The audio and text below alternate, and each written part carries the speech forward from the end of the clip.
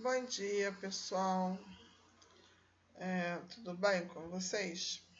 Bom, hoje nós vamos ver a exploração de ouro e de diamantes. Essa figura aí, ela é uma mina, né? Os trabalhadores, os escravos, né? Trabalhando numa mina para extrair tanto o ouro quanto os diamantes. Bom, a descoberta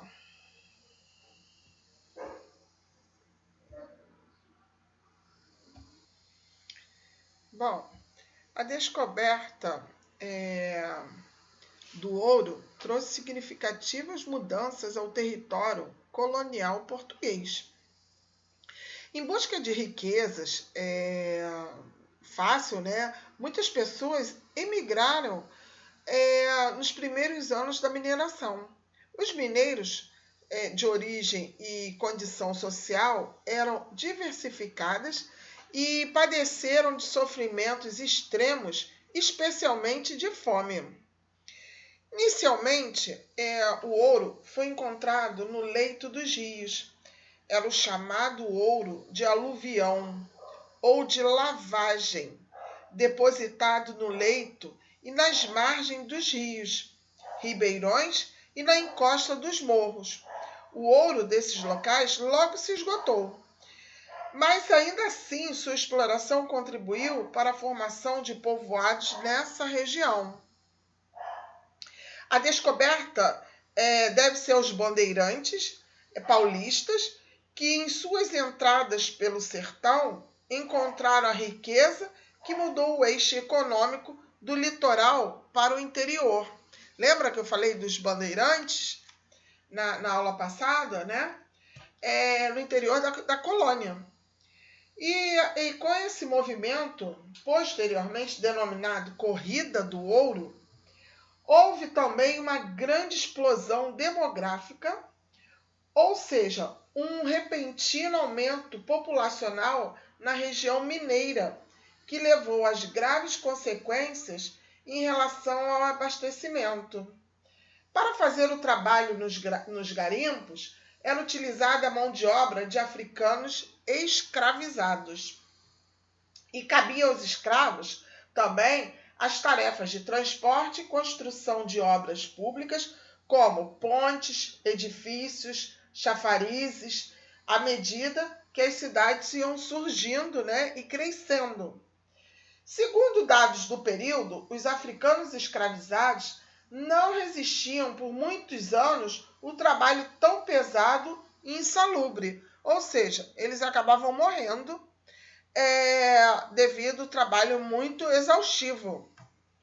Na região mineradora, a chance de conseguir a alforria era maior do que as outras áreas econômicas da colônia. E foi na capitania de Minas Gerais que se registrou o maior número de alforrias da época colonial.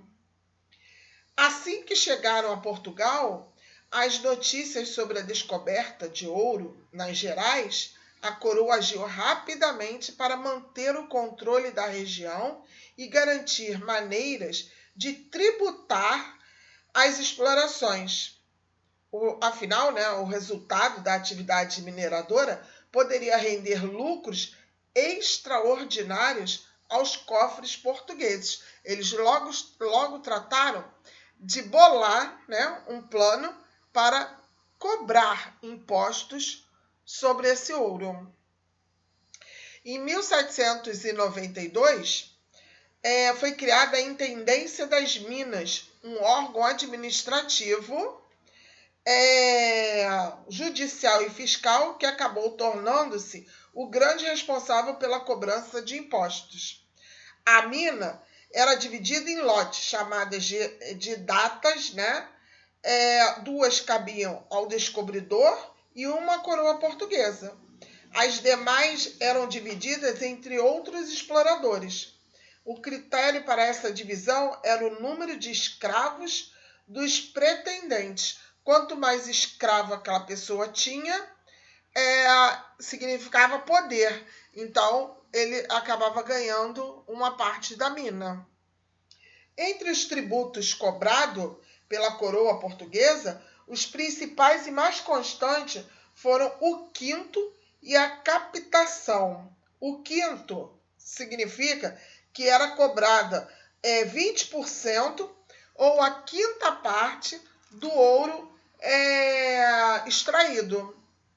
Já a captação era uma taxa cobrada, cerca de 17 gramas de ouro, sobre a propriedade de cada escravo maior de 18 anos, e também de cada homem livre que não possuísse escravos, mas que tivesse algum tipo de investimento que gerasse lucros, como comércio, criação de animais, plantação e etc. Com essa medida foi proibida a circulação do ouro em pó ou pepita, e os que se arriscavam a usá-lo assim eram pegos e sofriam duras punições. O período da mineração não foi marcado apenas pelo ouro. Os diamantes também enriqueceram os cofres da coroa portuguesa.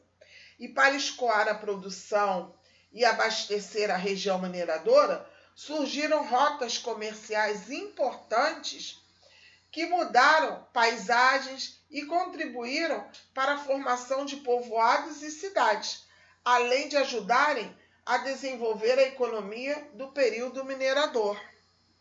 Já lá por volta de 1729, o governo português foi comunicado da descoberta de jazidas de diamantes na atual cidade de Diamantina, em Minas Gerais. Inicialmente, a extração era livre, sendo cobrado como imposto apenas o quinto, exatamente como ocorria com o ouro.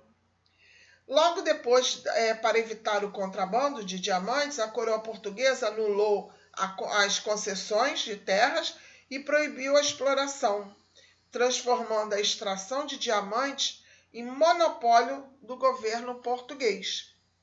Já por volta de 1734, foi criado o Distrito Diamantino, que separava a área de diamantes do restante da colônia. Quem vivia no local não podia sair sem autorização prévia do intendente, que era o governante local com a função administrativa, judicial e fiscal. Ou seja, a pessoa, para poder sair daquela cidadezinha, ela tinha que ter autorização. Ela era revistada quando saía e quando chegava, e tinha que ter autorização. Fora disso, não podia sair da cidade. E foi também estabelecido um sistema contratual, em que os contratadores se comprometiam a explorar as minas em troca do pagamento de uma quantia fixa ao governo português. Os contratadores eram pessoas muito ricas e prestigiadas, e cabia a eles controlar a produção de diamantes para que pudessem manter os preços estabilizados, limitar a área explorada, né? E controlar o número de escravos e empregados, e, por fim, reprimir o contrabando. Os caminhos das Gerais, né? A necessidade de abastecer a região mineradora e escoar os minérios encontrados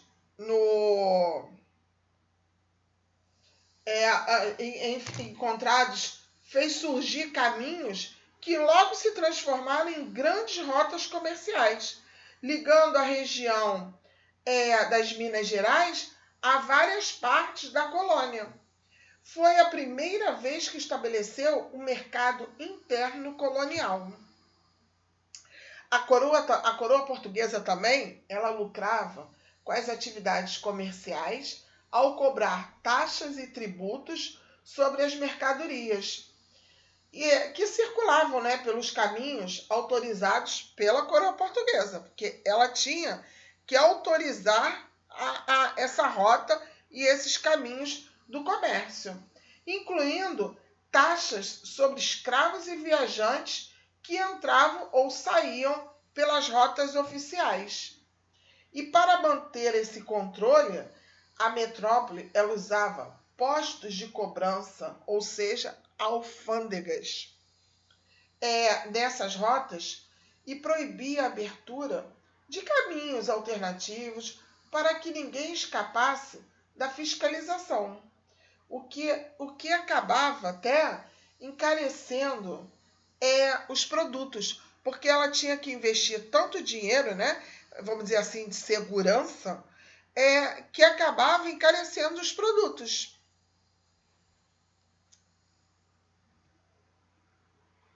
Bom, aqui nós temos os exercícios das páginas referente à corrida, né, do ouro e a exploração, né, do ouro e dos diamantes, né? Esses exercícios são relacionados a essa videoaula, a esse texto, essa parte do livro, né? Então façam para a gente corrigir na próxima aula online.